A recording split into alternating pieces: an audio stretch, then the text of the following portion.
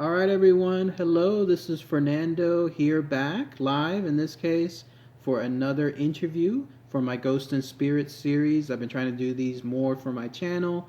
You've seen me do a couple of interviews, in fact, these past couple, maybe 1 or 2 years or so. One of them was on the Ghost and Spirit side. I was able to talk to Randy earlier this year, and then you saw the other one on the Aliens UFO, where I talked to Christian, and he was talking about his experience with Men in Black.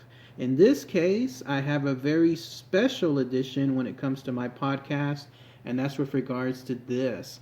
As I'm talking right now, I'm actually here live at the Pioneer Saloon near Good Springs, Nevada. If you haven't heard of the Pioneer Saloon, it's a very, very wonderful, almost historic place, but is also severely haunted. And so the reason for this podcast is I'm here now with a special guest, and we're going to be asking some questions about her experiences here and then her experiences overall as well for this Ghost and Spirits podcast. So very, very nice to introduce then for this podcast. I have Mary Lynn here. Hello. Thank you so much, Mary, for coming by and for, of course, allowing me this opportunity to be in this podcast. If you haven't had a chance to be here at the Pioneer Saloon, by the way, I highly recommend it, everyone. Go out here on the side. It's a little bit of ways, maybe about 30 minutes or so from the Las Vegas area. But when you do, you'll get to see, as you're seeing in some of the images here, some of the beautiful stuff associated with this. And I'm very fortunate to have Mary Lynn here to talk to me and talk to us, not just about her experiences here at the Pioneer Saloon, but also, again, with some of her own stuff here. So, again, thank you so much, Mary Lynn, for this wonderful, wonderful opportunity. Well, thank you for having me. Mm-hmm. So I've created a couple of questions here for this particular podcast, and that way we'll be able to share them with you and everyone listening now. And for starters, first question I have, a big one, of course, involving the Pioneer Saloon. How did you first get involved with this wonderful place, with this amazing historic place, too? About 3 years ago, I actually had my own radio show. So it was on the Paranormal, and they came out here. We did a remote setup, so we were doing our show here, and we were invited to the lockdown afterward. Met with the director out here, loved it so much, they invited me to be part of the team, and here I am. Wow. Isn't it amazing how just, like, after one chance encounter, all of a sudden things change? Very much so, yes. That's all it takes. By the way, everyone, Mary Lynn was kind enough to tell me some of her amazing history. She just mentioned that she was doing that radio show. She's also been involved with other amazing shows as well. She was in, you said, Aftershocks, or was it from not Ghost Adventures. Deadly Possessions. Deadly Possessions, yes. That's right. I actually did a film, kind of a small episode with them, but it was right there as they got their funding cut. So we did the last filming, but it didn't air. But I'm also part of kind of walking around in the museum itself. So you'll just see a little bit of me in the front. So that was, awesome. Like I said, my 2 seconds of fame. And she's been able to be, the museum you're mentioning was that Zach Bagans Haunted Museum, yes. Correct? Yeah. So that is, if you haven't had a chance to check out that museum, you've seen my videos, folks. You've seen me be there now 4 times. I highly recommend going there as well. But she was there from the onset when it started. Yes. She was able to help, is that right? Like take a look at some of the creation of it. Is that pretty much it? So it was when they were first starting it, we were kind of going through, so as they were getting it set up, so they were doing it in stages, so we got to see a little bit at a time as it was going. So I've never seen the entire tour, but I've seen little sections of it. So it's definitely getting to see it before all the stuff was in there. The place is haunted enough without all the artifacts in there, so it's definitely worth a visit. Wow, isn't that amazing? Like, here I was coming to Vegas just as is, and now I'm meeting Mary Lynn, who not only is deeply involved with the Pioneer Saloon, the room that I'm in right now, but she's also involved with other things that I've just shared on my videos in the past. So it's just amazing. I mentioned that a minute ago, how all it takes is just one chance encounter for things to change. Yeah. And so that's really, really fortunate. So, but yes, with regards to the Pioneer Saloon, next question I have is, can you briefly tell us any of the history of maybe the famous people or some of the hauntings here, in case some of my viewers haven't had a chance just to be here? This will be a good opportunity for them to get like a heads up when it Okay. comes to what they look for here. So one of the biggest ones is Carol Lombard. She was married to Clark Gable, and there was a plane. Whenever she got on the plane, there was a plane crash about 5 miles to the north of where the Pioneer Saloon is. Yeah. And the Pioneer Saloon was actually the home base of where they put brought the bodies in. So when the plane crashed, they brought them down here. We have the Vale Hotel. It's since burned down, but that's where they staged the bodies. Clark Gable sat here for 3 days waiting for the news on his wife. Wow. So that's one of the big things. We'll get her coming in. So like I said, we'll get a flyby from her. Yes. She'll sing happy birthday sometimes. So when we have special occasions. So she doesn't visit often, but when we do, you can definitely tell that it's her. Wow. And then the next one we have is actually Plakowski. He's our famous poker player. Okay. And he thought he was pretty good, but he wasn't. He actually got caught cheating, and he was actually shot and killed here in the saloon. He's the one that's behind the famous bullet holes, correct? Yes. That are here Yep. at the saloon. And you got to see those tonight. I did. So we will be talking more about those later. Yeah. In fact, by now you're probably seeing some of the images of those bullet holes that I'm featuring here on this video. So that way, if you haven't had a chance to come by yet, you'll see those there at least now, but you get to see them in person if you do come Yes. by. And any other experiences, like people, anyone else that's here that you can think of? So people bring, when they visit out here, there's so much activity when you bring somebody with you. Oh, really? So everybody brings somebody with them, so they interact with the ones who are here, but you bring new interactions as well. So maybe like a deceased relative Yes. or someone else? And that's whenever I look at you, I see shadows behind you Oh, because my I'm a God. psychic medium. That's right. I'm glad you mentioned that, Yes. really. I was going to bring that up at another point. But yes, it sounded like you not only have ghost hunting experience, but you have a more personal experience, I too, do. when Yes. it comes to that. Yes. I was actually 4 years old when my mother realized I have the ability. Wow. So I'm able to look at people, and because I see shadows, and shadows are not always a bad thing. So those shadows behind you, and then I can communicate with those. Once we connect, they'll start stepping forward, and I can communicate with them with you. That's such a beautiful talent. Like I mentioned before on some of my other videos and my ghost hunts that me personally, I just have that wall. I don't have anything that allows me or blocks me from being able to sense that stuff. But it's great to be near someone that can, because it's so Once you amazing. get into this for a long time, when you start doing it over and over again, you'll start feeling more. So Wow. it's like, even watch on the shows, Zach Bagans in the very beginning on his shows, Yeah. he was not sensitive. And then as it's come along, he's now extremely sensitive. Wow. So once you're into it, you start becoming and being more aware of what's around you. Very nice. That's something that I look forward to Yes. then, especially as I continue with my ghost hunts. Yeah. So everybody has intuition, everybody has abilities, it's whether or not you tap into it. Very nice. Oh, by the way, guys, before I forget to, as you're listening to this podcast now, again, I'm in here, actually inside the Pioneer Saloon, in the room that's called the Memorial Room. And if you hear anything in the background, especially something that only my phone is picking up, but not necessarily that I might be able to hear, post it in the comments. Share it below. I do have some of my other viewers that do that constantly, and it's a great way to show, hey, there was suddenly a whisper. There was Yes. something there that happened. Yep. So, And you'll hear that, so it's just us in here. yep. And the next question I have, please, is what is your own most personal unique experience while you were here at the Pioneer Saloon? Well, for me, every experience is unique because it's different each time. 'Cause Yeah. like I said, you bring those, but the one for me that stands out is I had a military person came in. He was here for his wife, and he said that he really wasn't a believer. Okay. But for him, he was in communication. Well, the year before, his father had just passed away. And his father was in communication in the military before that as well. Okay. So as we're talking, all of a sudden the REM pod starts doing Morse code. Oh. Yes. So not was only communicating, but communicating in a military fashion. Yes. So, and also with Carol Lombard on the plane that went down, Yeah. we have the manifest on the wall, and most of the 22 passengers were military. Wow. So we get a lot of activity from that as well. So when we have military come in, they interact even more. Wow. How did the gentleman react afterward?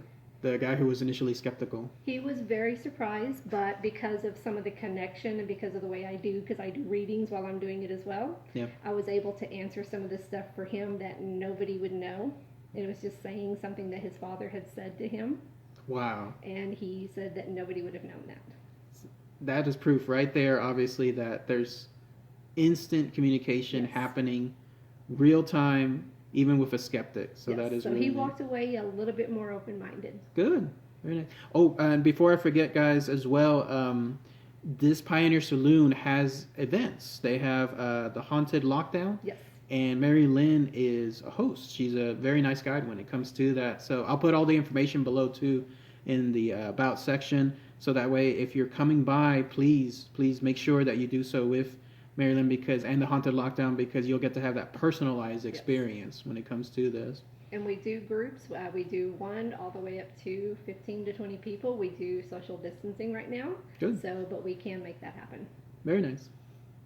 And the next question I have then is, at least with regards to this location, why do you think the ghost remains so active even after all these years? They like to party. They like to party? They like to party. Yeah, the more activity when just people coming here, because we're still very active. It's a biker bar. Yeah. People just coming through because of the highway. They come through on bikes, and we have all the people on the four-wheelers and on the razors and all that, and just people drive out here. So it's very active, and they just like that party scene. So when we're doing the lockdowns, the more interactive you are and happy you are, the more activity we get. Yes, that is so true. We were just talking about that a little bit earlier today, like on the car ride over here, myself and Mary Lynn, and you saw this, guys, on the live stream too, when we were at the Presidio La Bahia there in Goliad, Texas. We were just talking, just as a group on the side, just taking a break, nonchalantly just doing whatever. And then that caused the shuffling of feet, some noises to be heard. I think we even heard some whispers as well. Oh, okay. But it seems like, yes, ghosts actually love interacting. They do. On a one-on-one basis, like just basically just, what's what I'm looking for? Like if it's a party, like you Right. said. As opposed to, let's say, telling a ghost, do this on command or do that. They'll do that, but in most cases, they just want to interact because they want to be with people. But they don't always do it on command either. Yeah. Because they don't want to feel like they're in the circus. Yeah. I keep hearing noises, too. Yeah, so we sometimes, when we start doing the lockdowns, the more activity we start getting, it'll start something that sounds like it's on the roof. We don't have anything up there. Wow. This is an old tin roof. The building has been here since 1914. Yeah. And so it is historical, but it's something, there's nothing up there. So we're already getting some activity, Yes. It sounds like. Yeah. I heard stuff above us. I've heard stuff a little bit behind my area. And then... So that right there is kind of a portal area. You'll get a lot of activity right through here. Right before I started actually this podcast, I did hear some noises right behind there, and it almost sounded like shuffling, for lack of a better term. Yep. And I was wondering if someone was behind there, but it didn't sound like no. Nope. It's just us guys. Us. Yeah. Yep, just us. And we do get a lot of activity when the lights go out. The curtains will start moving and they'll start coming through. Oh my goodness. And so we do have all the cameras set up. We have Nerve Center. So you get to sit over there and you can see all the orbs and everything that fly around. Oh my goodness. You guys, you gotta come here to the Pioneer Saloon. This is by far one of the best ghost hunting experience I've had yet. And we're just barely starting. We haven't even started. This is great. This is great stuff. So next question I have then is this one.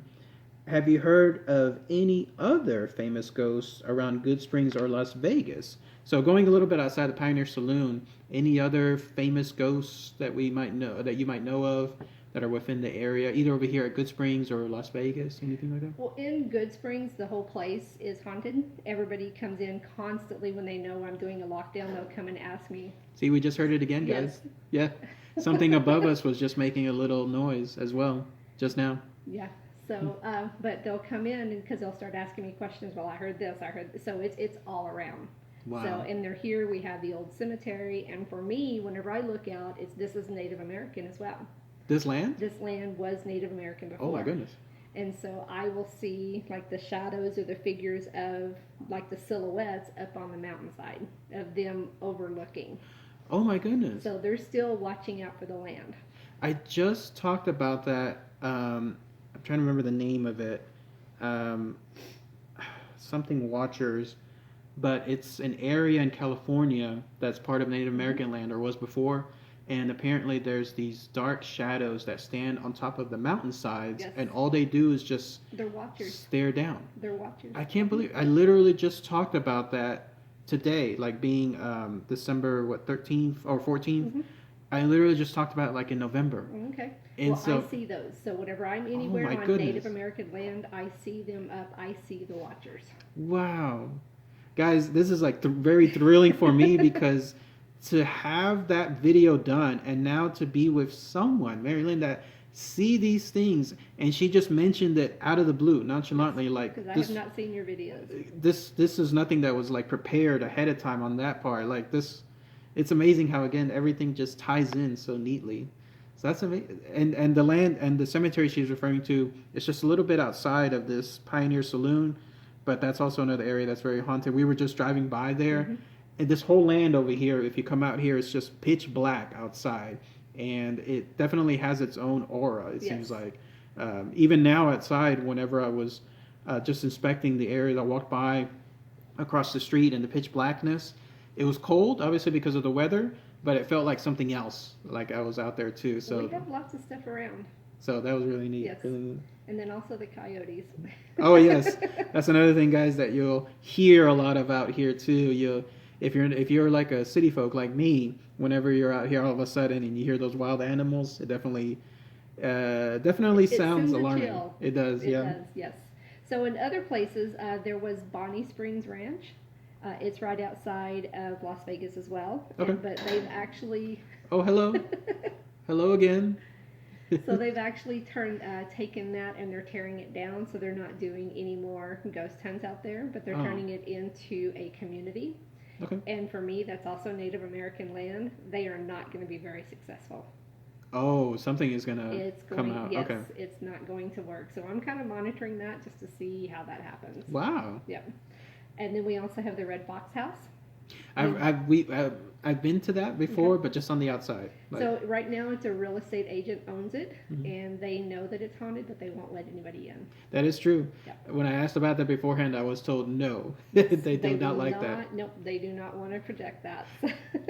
And then Liberace Museum, and with another paranormal group that I'm kind of hanging out with a little bit, we're actually going to go into Liberace's mansion. Oh wow. So yeah, so that's coming up in January. I get to go there, so I'm not sure how that, but they're saying that that's extremely haunted as well. At his mansion? Yes. Okay.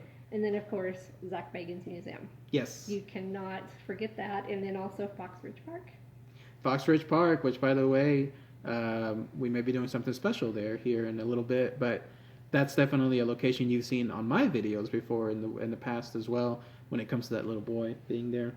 So lots of famous ghosts, lots of famous locations here in Las Vegas. If you do come by, it's not just about the shows or the gambling or the food, although that stuff is great. But at the same time, it's so many other areas you can visit, guys. So if you're a fan of ghosts and spirits and ghost hunting, this is a place that you can go to, especially, of course, with the Pioneer Saloon as well. So, all right, next question I have is, how did you actually become involved with the paranormal or ghost hunting in general? Well, that's kind of where I mentioned I was 4 years old, Mhm. and it's something that I just, growing up in Texas, it's something that in my area is like kind of frowned on. So Yeah. they didn't want me to talk about, okay, I see this one, and that person's gone. So I kind of held that in until I moved here. Yeah. And then whenever I moved here 10 years ago, it was like I could open up and be who I wanted to be. So doing this, and that's when I kind of got into the paranormal. I joined another group, Yeah. and just started going out and seeing what they were doing, and created my own group as well. Very nice. It's amazing to be with like-minded people, Yes. especially at locations all together, and Yep. just being able to ghost hunt like that. It's funny you mention it, Marilyn, because it's kind of like the same in Austin, Texas. There's lots of haunted places there, but lots of businesses don't want that. Like, They're afraid of it Mhm. because they're afraid of the unknown, correct. and that's basically that's the way I look at it. They're afraid of the unknown, and just to bring it up is like it's taboo. Yeah. And it's like, I don't even want to address it. It scares them. Yeah. Because even the owner's son who runs this place, he would talk about it, but he would not be here after dark Oh, okay. because now he's okay with it. But in the very beginning, it's like, nope, he didn't want to have anything to do with it. Yeah. At the Austin area, we have the Driscoll Hotel, which is the most haunted hotel, considered the most haunted hotel in Texas. Mm-hmm. They will not do anything with ghosts, nothing at Wow. all. They used to even allow, at the slightest bit, some ghost tours to come in, but just in the hallways area, like Oh, on the first wow. floor. But even that was stopped. Okay. So, yeah, there's some hesitation. Okay. You're absolutely So right. are you going to go to the Baker Hotel in Mineral Wells? It's funny you mentioned that. We, as a group, the group that I'm inspector, we've talked about that, and we were going to try to do it earlier this year, but then, COVID happened and Right. things changed, so we might try it next year. But that is something that we were looking forward to. Okay. Well, I grew up outside of Weatherford, so we went to Mineral Wells all the time. So I was by the Baker Hotel, and I always saw things, even as a Oh, kid, wow! in that hotel. So that one is definitely a place you need to go to. Yes, that's definitely we're gonna put that on our list Yep. still. So, all right. And next question I have. This is interesting one here too. What can you tell us about your own best experience that you've ever? Oh, hello again. Somebody keeps saying hello. Yeah, they keep saying hello up there. So for me, I mentioned earlier in Tonopah, we have the Mizpah Hotel. And Yes. for me, we were actually going out to the Clown Hotel, the radio show. Mhm. We were going out there to do a show. So during the daytime, we stopped at the Mizpah, had lunch really quick, and then went upstairs because we had heard that it was haunted midday, so I didn't have any equipment. That's what I was hearing earlier. Some footsteps shuffling right back here. I'm hearing it too. So we have a car going by there. Is something turning on? That's the ice maker. Oh, okay, okay. Oh, okay, that explains So it. this is it's a working saloon. It's got the machines and stuff like that, but most everything is turned off. Okay, So other than the ice maker. there we So go. that's the ice maker. But at the Mizpah, we went upstairs, and I'm walking, and all of a sudden I felt this cold blast to go through me, and I saw this gray, and then it settled back in, and I Oh, could wow. hear myself talking, but it wasn't me talking. And I can see through, I was seeing gray through somebody else's eyes. It was a lady that had been killed there.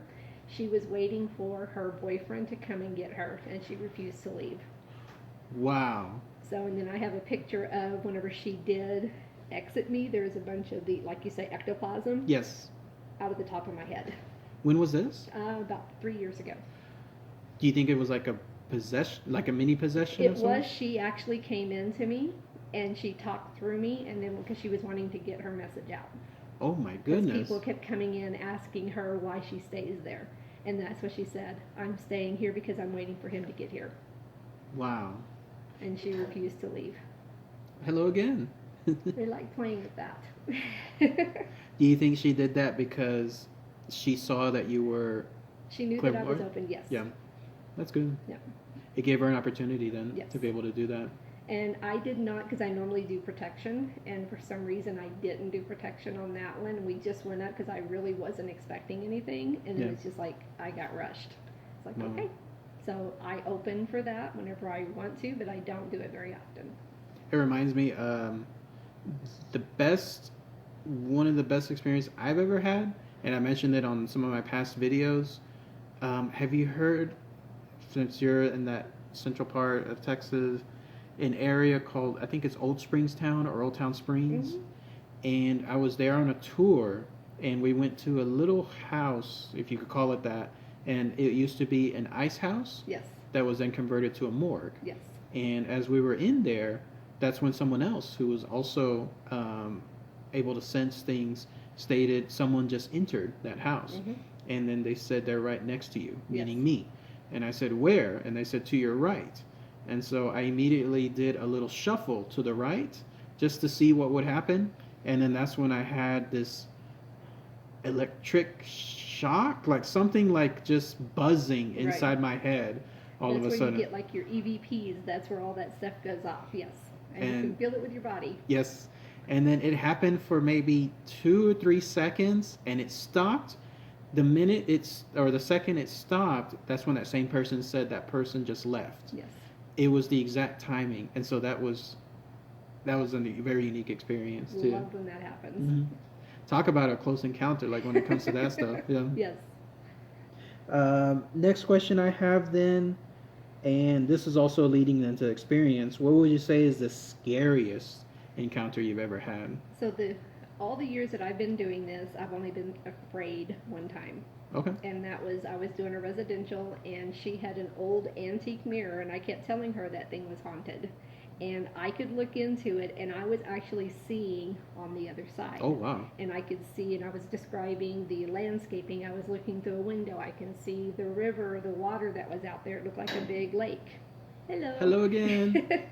But it was just a big lake, and she said that is, the mirror had a sister in Georgia, and where it was facing was looking out the window at the lake. Like a portal. So like... it was definitely a portal. And I'm standing at the top of the stairs, and I'm looking at it, and all of a sudden this little, I call it like a little gnome-like thing, came running through the mirror, came at me. Oh, no. And tried to push me down the stairs. I grabbed on, and that was the scariest for me. I was like, okay. Yes. Did it, like, so it felt, did it come through the mirror, or did it? It came through the mirror.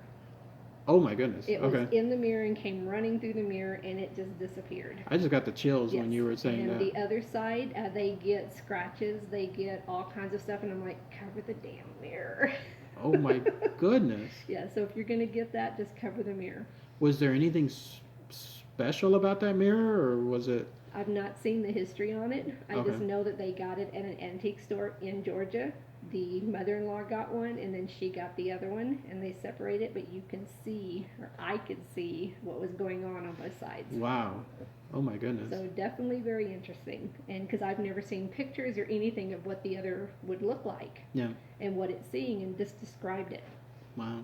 I mentioned in some of my past videos the phenomenon associated with mirrors, especially when you have like a chair in the middle and you put two mirrors side by side, and how some people can experience things like when the mirrors face each other. Yes. And to hear something like that actually happen in similar like that to yourself in real life, Yep. that just again gave me the chills. It's a portal, and they're out there.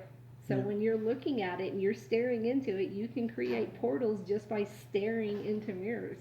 I was just at the Lavaca jail, old haunted Lavaca jail in Hyattsville, Texas, last month, and they had some haunted mirrors there. I didn't have a chance to do much on those in terms of investigation, so I can't tell, like, looking at it if I experienced anything, but there is power when it comes to that stuff. There is. Wow, that is a pretty scary experience. I've never really had one too scary. Well, I told you earlier my encounter with Edgar. Yes. That's probably the scariest one that I had. Just an entity that was staring at us apparently from the corner of a wall with such hatred, and that's the scariest one I've ever had there. Okay. Next question I have then is actually kind of leading to what we were talking earlier when it comes to your own experiences, like with certain shows and so on. There's ghost hunting on TV and ghost hunting in real life. What would you say are the differences, similarities, misconceptions, anything like that when it comes to that? So for me, it's like you see a 45-minute show and you're getting answer after answer after answer. How many hours of filming does that take? A lot. You know, people don't realize they're there for days, and they just say that they're there for 1 or 2 days. Sometimes they're there for a week. Yeah. And they're putting all this stuff together, and it's, you don't go in and just say, hey, do this, and they're not on command. And it can be, you ask a question, it takes them time. It takes them energy to be able to build up to be able to answer you. Correct. So you may ask a question right now, and you may get an answer 5 minutes from now. So Oh, it's wow. not always, I haven't thought about that. yeah, it's not always immediate. So that's why you use the different equipment. For me, I don't always have to have it because I can actually hear and see them. So I use the equipment for the people that I work with. So for those of us that don't have that ability, Yes. one more time, hello. Exactly. Did you hear that, guys? That was like on command almost, like Yes. talking about the ability to communicate on a physical level, and then we just heard that knock one more time. So that's where I like to use the REM pod, and you do get the answers on that. And for me, like I said, it does take the energy on it.